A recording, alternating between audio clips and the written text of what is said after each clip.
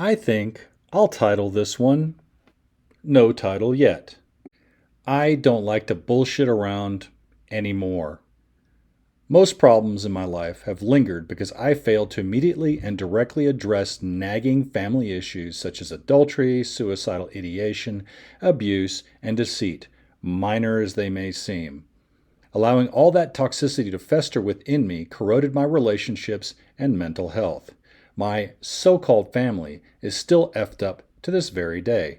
Hence, traumatic memories are re-clicked and re-looped around in my skull until my guts explode through my mouth all over the wrong person, usually a loved one. Slimy like bug juice.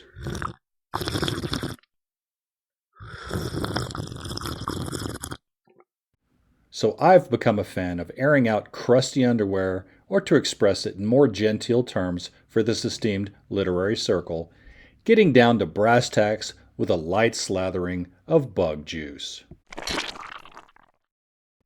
That was the title, by the way. Warning. You may severely dislike me after this little monologue, but no worries.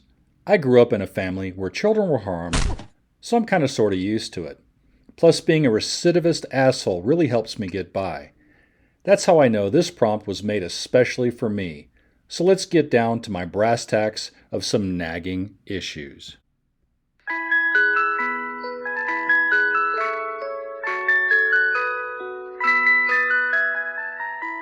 Number 1, Christmas. Here are my 2 cents on that hella day. I advocate postponing the nearly year-round celebration of Christmas to where it belongs, late December. You think I'm exaggerating how bad it's become? There was this ice cream truck blaring out-of-tune jingle bells while circling my neighborhood several times. That was last month, in other words, early June. Come to think of it, I want to abolish Christmas outright. I mean, do we really need to keep giving each other material trinkets once we've turned 10 or 11?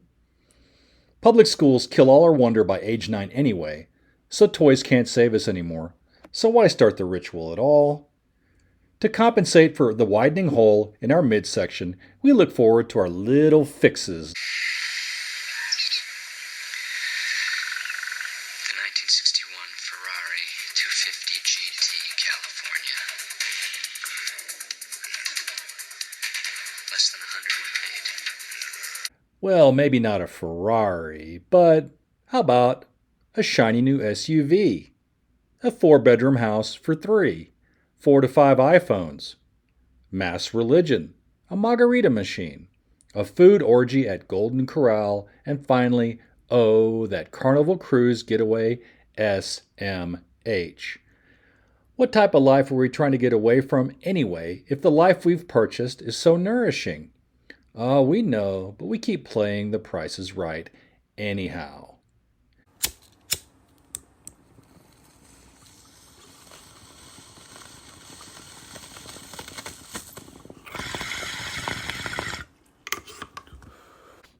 Why can't we just build loving, connected communities without all the extravagant Dollar General wrapping paper and all those wasteful Amazon returns? Asks the local hippie. Here's my solution to the problem with an ode to Christmas.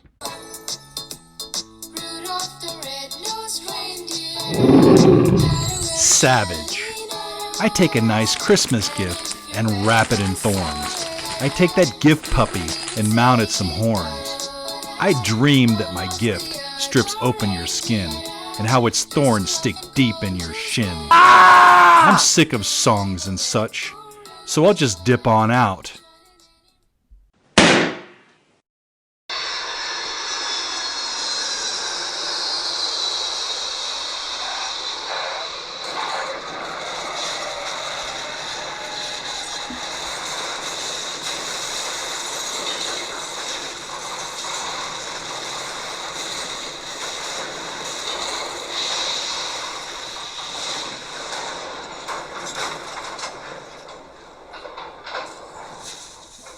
Dear Santa, fuck you very much.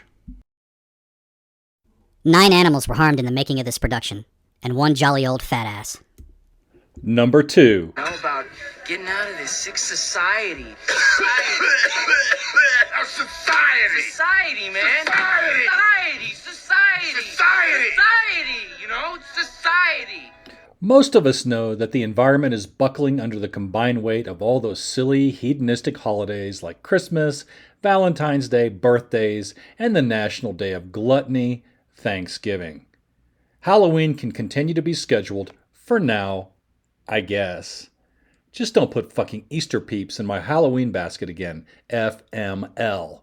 So here's a little ode I wrote in honor of our great American society. Smooth. Greased down, oiled bodies where wild hair cannot grow, slipped off, clipped off, rawness of nature, ripped out, ripped off the weeds of the rugged garden, taken razors to our wild inner selves, cleared landscape for smooth motion across the barren plain. Now we glide along smooth paths, just as a razor glides along smooth skin. The wild has forsaken, our lives are shorn, truncated, smoothly flowing down easy streets where all stumps were once trees are all gone. Number 3. Nature. We had a week-long hard freeze in Austin in 2021 called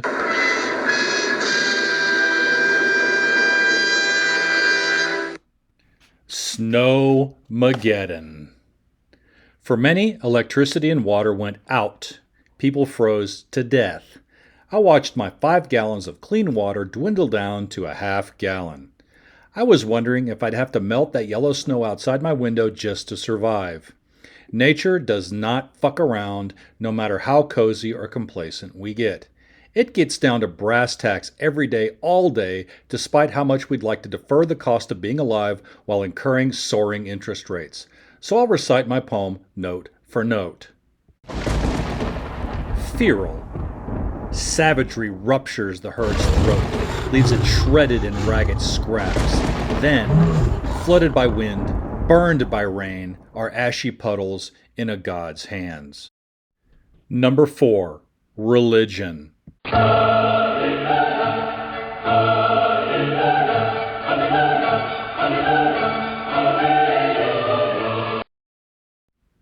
Let's quit arguing about whether Buddha or Christ et al. Actually existed. It's all stupid cult of personality shit, a distraction. Compassion or love isn't something you need to believe in. I wonder if anyone besides maybe a handful of alleged humans have ever been immersed in it. Here's my brass tacks version of compassion with a smidgen of asshole in the format of maybe a poem. Night of Seeds.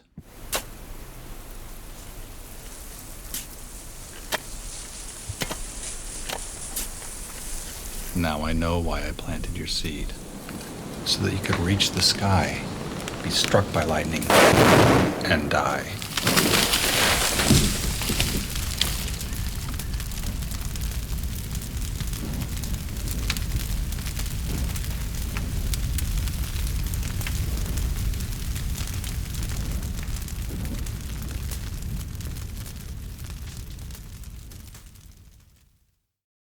Number 5, assholes.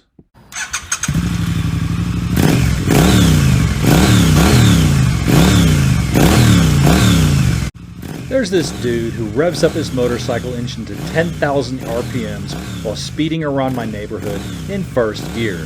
Does he ever get the hell out of first? I would ask him this if I could catch him. Why all the noise? Are you afraid to be invisible in this world? And off he goes in first gear. Number 6, food. Fun fact. Americans have seduced themselves into believing that food is begging to be eaten. Do you remember the McDonald's talking burgers from the 70s? They were prepackaged and eager, suggesting to us with a salacious smile, Eat me. Imagine that. Even Oz didn't have wonders like that. At least Toto was incorruptible, though. Long live Toto. Number 7, bug juice. It seems like I've been ignoring a major part of the prompt, doesn't it? So let me squeeze some out for you on your toothbrush. In case you didn't know, bug juice has some brass tacks of its own, like when you tack a monarch butterfly or grasshopper that you killed to some particle board just so you could admire your beautiful small game hunter's trophy. If you did that to bugs, BTW, I might just be calling you a sadist. If they were dead beforehand, then fine, you get a pass. For now. Hey, let's turn on the TV for a second. Oh, an ad. What a surprise! Being freaky fast isn't always a good thing, but here at Jimmy John's. it's a great thing. Jimmy John's, get your freak on. I wonder if some of those little insect killers turn out like Jimmy John, who loves to proudly post pictures of his big game kills online. Just look at that massive turd smiling next to dead lions, leopards, elephants, bears, and the now extinct white rhino. So fuck you, Jimmy John. You're the main reason I became vegan and still consider arson every time I drive past your putrid den of death stench. I wonder what would come out if I squeezed your skull's contents through your ears. Baby seals? A little family history. At one point, I was afraid that my youngest son, age 2, was a budding Jimmy John, FML. It all began when he was learning to draw and print letters. He would go out on the back porch for writing supplies. As it turned out, the bunch of roly-polies crawling around were ideal for that. He'd take his finger pencil, smash them, and then grind out letters and images all over the concrete with freshly squeezed bug juice. Creepy kid, but who am I to talk? I imagine doing the same thing with Donald's lump, but I don't know if that slimy turd juice would ever come off. Let's move on to a funny little scene of mass murder. There's this great monarch butterfly migration that passes through San Antonio from Mexico. One evening we were driving in our minivan and suddenly we hit this swarm of millions of them. And before we knew it, they were smeared all over the front windshield, all over the side windshields. The windshield wipers were going and bug juice was getting smeared and we could barely see. But I managed to look out the side window and I saw this guy on a motorcycle without a helmet. And guess what? He had butterfly legs dangling between his teeth, and he had bug juice smeared all over his face, his eyelashes, and eyebrows. It was all over him. It was fantastically horrific. So finally, let's get down to brass tacks of tacks and some nice butt juice to boot. Number 8, violence. In high school, we used to prank each other by putting tacks in each other's seats and waiting for that particular squeal or squeak. I remember one time sitting and hearing some snickering laughter directed at me, but for some reason I felt no sting. When I craned around to look, 5 tacks were sticking out of my leather wallet. Since then, it's been my number one reason, irrational as it may be, for always carrying a wallet in my back pocket.